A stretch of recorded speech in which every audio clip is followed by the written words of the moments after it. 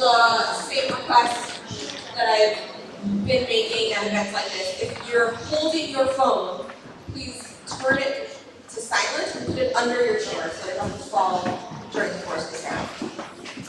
Okay?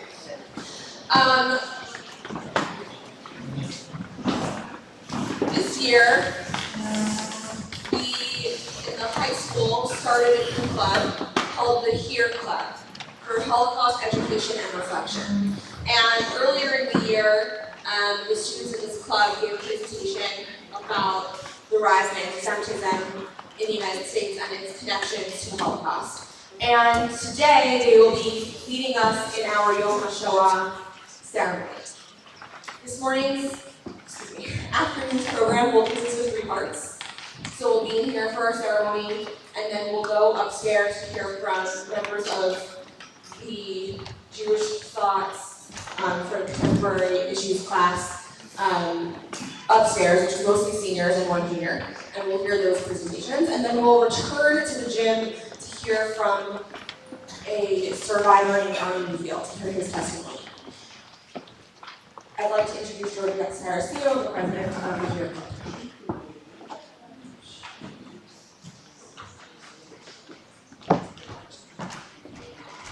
Good afternoon. Each year, we gather together as a Schechter community to commemorate Yom Hashoah and to honor the memory of the 6 million Jews who perished at the hands of the Nazis, targeted only for being Jewish. Sadly, each year we have fewer and fewer Holocaust survivors to share their stories with us.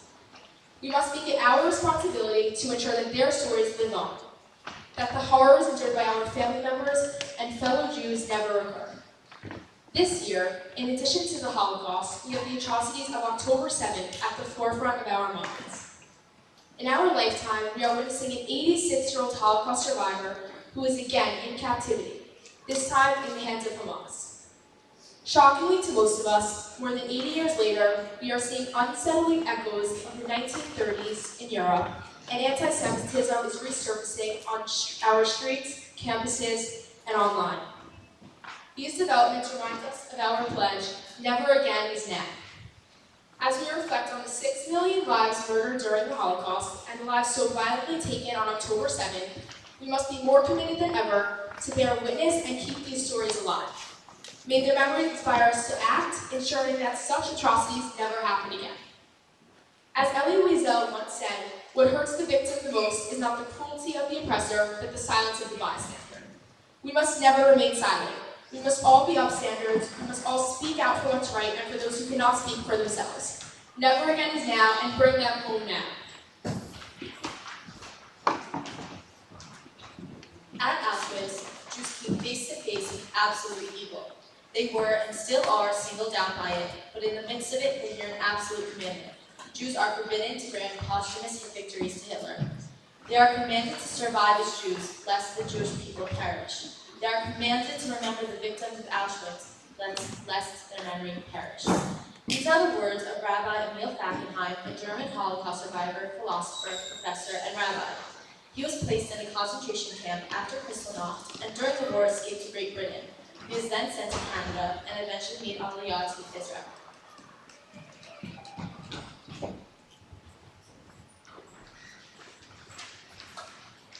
Today, on Yom Hashoah, we solemnly remember the 6 million Jews and the millions of others murdered by the Nazis during the Holocaust. On this day, we honor the memory of millions of individuals, the mothers and fathers and sons, friends and neighbors, who lost their lives during a time of moral corruption and inhumanity. As Rabbi Fackenheim reminds us, we are obligated to remember those who perished in the Holocaust as we stay true to Jewish faith, values, and traditions. It is our responsibility as the future of the Jewish people to educate future generations to ensure that the atrocities of the Holocaust never happen again. The full name of this day is Yom Hashoah Ceremony. In Hebrew, this literally translates to Day of the Holocaust and the Heroism. It is marked on the 27th day of the month of Nisan, a week after the end of the Passover holiday and a week before Yom HaZikaron. This day marks the anniversary of the Warsaw Ghetto Uprising. This is a day to recall the Holocaust and the heroism of the Jewish people. To commemorate Yom Hashoah, Israel sounds a loud siren throughout the entire nation, piercing the souls of everyone listening. We will now participate in that ritual. I ask everyone to rise and stand silently. The sound of the siren fills your ears with the eyes and the silent memories of the Holocaust.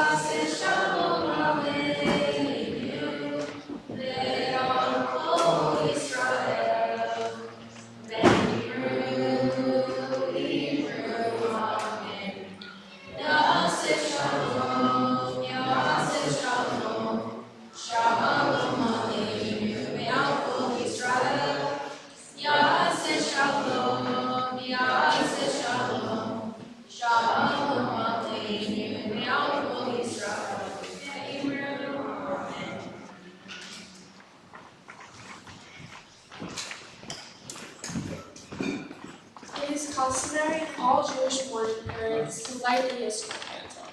Today, we will light 6 Yizkor candles to commemorate the 6 million lives that were lost in the Holocaust.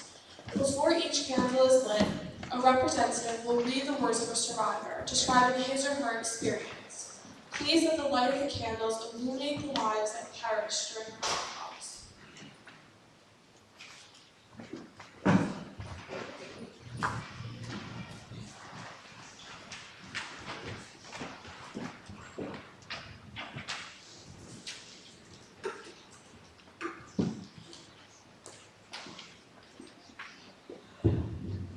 One day there came an announcement that there will be a Jewish quarter. It gave a perimeter to where Jews could live, which was a tiny portion of the town. The Jews moved in, a few families into one room, 2 families, maybe 1 family in one room in the beginning. Because the Jewish area would become smaller and smaller and smaller. But as it first opened, you could get in and out in certain hours. One day there was an announcement. The ghetto is closed, and there were gates. There were walls built and you could not get out. A man were attended. I lit this candle in honor of those who suffered in the ghetto.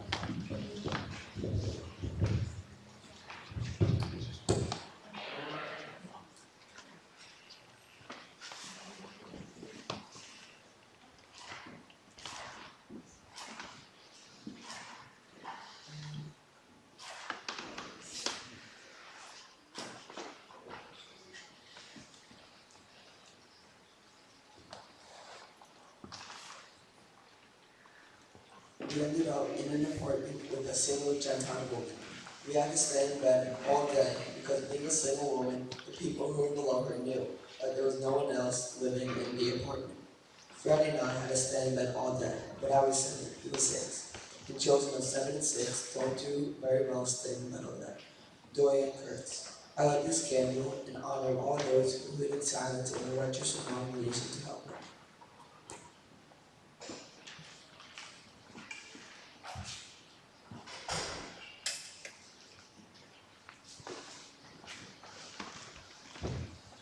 The rations were very meager. It was an unbelievable feeling to be hungry, and it's something that is very difficult to describe. For a child to be hungry and there was nothing to eat. And when I was asked many times what we did, what we played, we pretended. We prayed mostly about food. We talked about food, pretended about it. I mean, everything surrounded food. Charlie's shift. I light this candle in honor of all those who endured unrelenting hunger.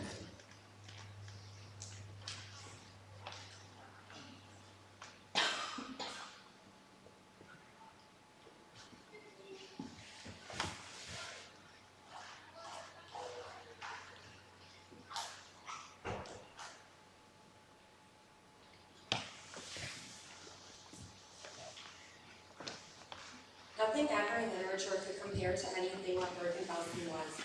There were agonized people begging for water. They were crying. They were begging. It was hell. Alice walked on. I light this candle in honor of all those who suffered in the concentration camp.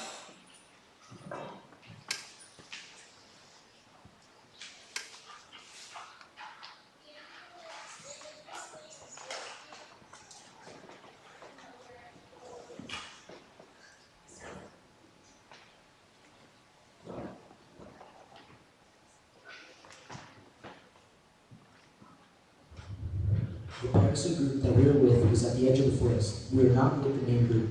What they were basically doing is disrupting train deliveries. They would go out and loosen the bolts to some of the railroad tracks so a train could not go on, disrupting the delivery to the front lines, sometimes managing to blow up a couple of carloads of ammunition. Rachel Mutter Goldfarb. I light this candle in honor of the partisans who rebelled in order to save the Jews.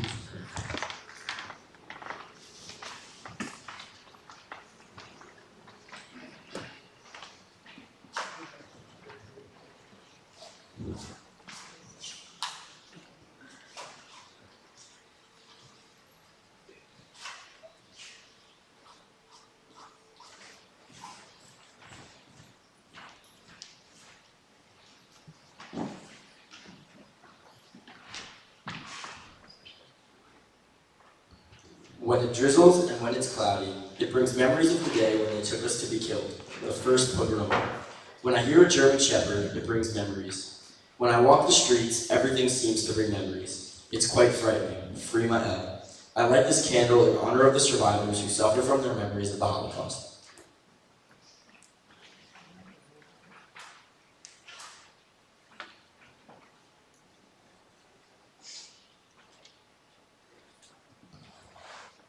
As the memorial candles glow, please listen as Becky recites the El Nalero Chami.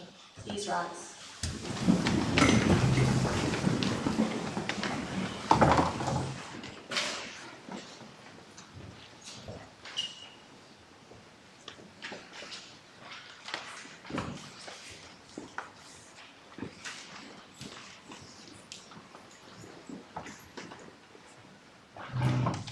The text I'll be reciting is slightly different.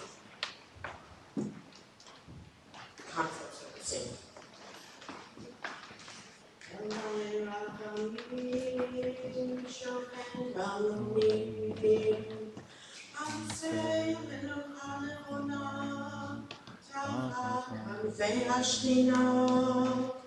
B'malot kedoshim taharim kezohar harakia maslirim et nishmot kol acheinu b'nei Yisrael anashim nashim v'taf shenidbeku v'shenachleku v'shenisrafu v'shenyaherku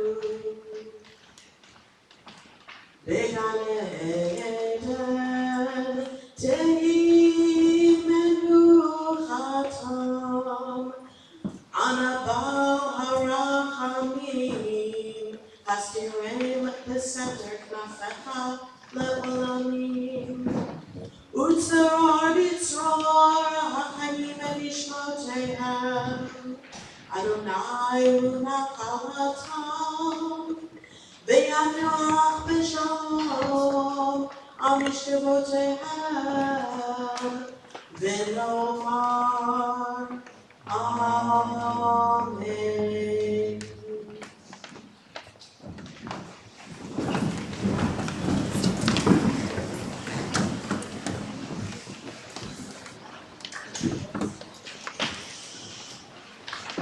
In a few moments, we will recite a special Morris Kaddish for Yom Hashoah. But first, I'd like to share with you all some reflections on visiting the places in question.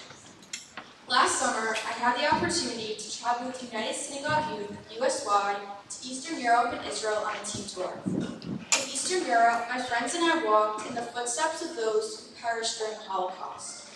We began our trip in Prague, Czechia, where we visited multiple historic sites, one of which was a Theresienstadt camp that is located in Theresienstadt, Czechia. For me, the most surprising and disappointing aspect of this camp was that there were citizens who currently lived in town. While I walked around the town learning about the history and different Jewish stories who unfortunately lived in Theresienstadt, the citizens were just living their normal lives. During the Holocaust, Theresienstadt served as a transit camp for Jews who were being transferred from one camp to another, a ghetto labor camp, and a holding camp. The living conditions of the camp were horrible. Jews lived in crowded rooms, barely had any food to eat, and were deprived of necessary resources to live. However, despite all of these terrible conditions, Jewish people were able to maintain both their culture and religious life. In the museum that was created, there are art galleries that display pictures that Jewish individuals drew while in the camp. One of the most important sites that visitors have the ability to see and witness is the secret synagogue. Arthur Berlinger was an Orthodox Jew who was held in Theresienstadt. Berlinger worked in an artisan workshop and found a hidden storage room that he ended up converting into a synagogue for Jews to pray in. This synagogue served as a place of worship for Jews and helped Jews maintain their Judaism while in a concentration camp. I had the opportunity to see this synagogue, and it was especially meaningful to me to see this because my brother, Nathan Rogers, who is a graduate from Schechter and a fourth-year architecture student at Northeastern University, restored the synagogue virtually and in a physical model. Ethan had also gone on the trip that I went on 5 years earlier, and he saw the secret synagogue. After applying and becoming the 2022-2023 Holocaust Legacy Foundation Gideon Klein Scholar, Ethan won a grant that allowed him to accomplish this project. While on a semester abroad in Spain in fall 2022, Ethan traveled back to Theresienstadt. There, he measured the dimensions of the synagogue and took numerous photographs, helping accomplish this restoration project. After leaving Theresienstadt, my team tour traveled to Germany and then to Poland. In both these countries, we learned about different historic events that took place. In Germany, I learned about the Kindertransport, which was a series of rescue efforts that brought refugee children, many of them Jewish, to Great Britain from Nazi Germany. I also saw different memorials that were displayed around Germany that commemorate the events of the Holocaust. Poland was the hardest country to visit on my journey around Eastern Europe because of all the history associated with the country. We began in Warsaw, where we learned about the Warsaw Ghetto Uprising. Then we visited Majdanek, which is located in Lublin, Poland. Majdanek was a concentration and extermination camp during the Holocaust, and the majority of the camp is still standing today. Although there are barracks that were restored to showcase the history of the camp, the gas chambers and watchtowers are the same. There is also a mound of ashes that is mixed with soil in the camp to remember all of those who were killed in the camp. We had a ceremony in Majdanek where I said a special Kaddish for the Holocaust with one of my friends. The final camp that I went to was Auschwitz. When most people think about the Holocaust and concentration camps, Auschwitz is one of the camps that comes to mind. There are 3 sections of Auschwitz, and each one tells its own story. Auschwitz I mainly consists of barracks that once housed Jewish people. Today, many of those buildings have turned into exhibits for visitors to see. I remember one building had images of prisoners on the walls with the day they arrived and the day they were killed. I also remember seeing piles of shoes, hair, suitcases, and glasses in one exhibition. Yad Vashem, a Holocaust museum in Israel, created an exhibition in one of the buildings. For those of you who have been to Yad Vashem, you might remember the gigantic book of the names of people who died in the Holocaust. There is a similar book in the exhibit at Auschwitz. My group was able to look through the book and find the names of our families who perished in the Holocaust. Auschwitz II, which is also known as Birkenau, is the main section of the camp. This part of the camp consists of the crematoriums and more barracks. The train tracks that brought prisoners to Auschwitz are part of this camp. The last section is Auschwitz III. I am eternally grateful to have had the opportunity to go on the summer program. Although seeing the camps and learning about the Holocaust is upsetting, Holocaust education and remembrance is extremely important. I think it would be meaningful for everyone to get the experience of walking in the footsteps and lives of those who perished in the Holocaust at least once in a lifetime. Always remember and never forget. Please rise while we say the mourner's Kaddish for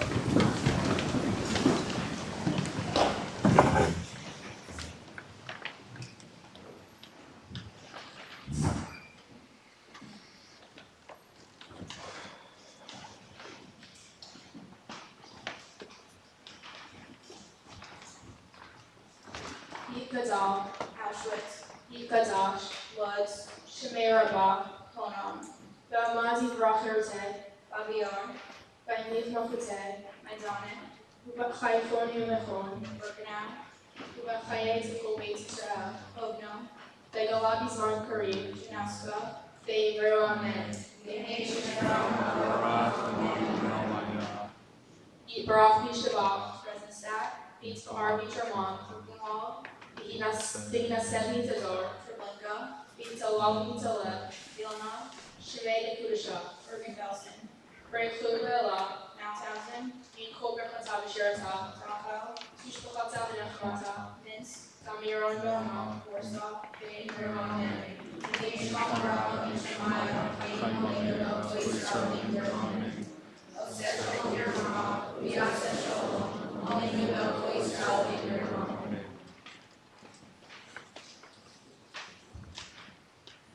We invite up the middle school choir to hear the words of Hannah Senech, Hungarian resistance fighter, who reflects on the view of the world in its own heart, lessons in perseverance and peace.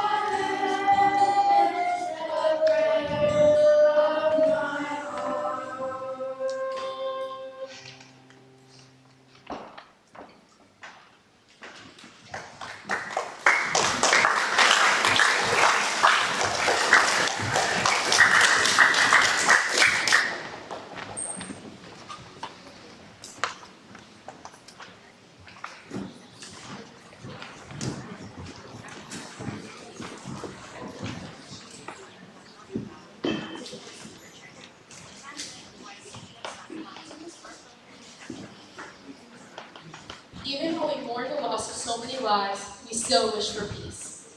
Thank you everyone for participating in the remembrance ceremony this morning. The sixth candle was lit by Yom Hashoah in honor of the survivors. Today, we are all going to be witnesses to the stories of individuals who, against all odds, outed the Nazis and the communities that they came from. There are two remaining portions to our program today. First, students will learn from members of our senior class who created presentations about different aspects of the Holocaust. Students will look at two of these presentations before returning to the gym to hear from survivor Arnie Newfield, who we are lucky to have join us today.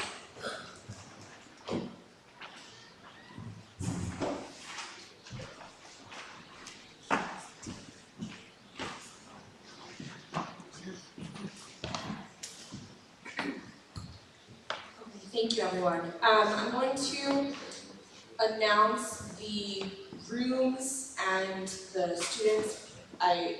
Seniors, I apologize. I had to change some things around again, so you're just waiting for me to figure out those changes. But fifth graders, you're going to go back to your classrooms, and at 2:40 you'll return here. Okay? Thank you.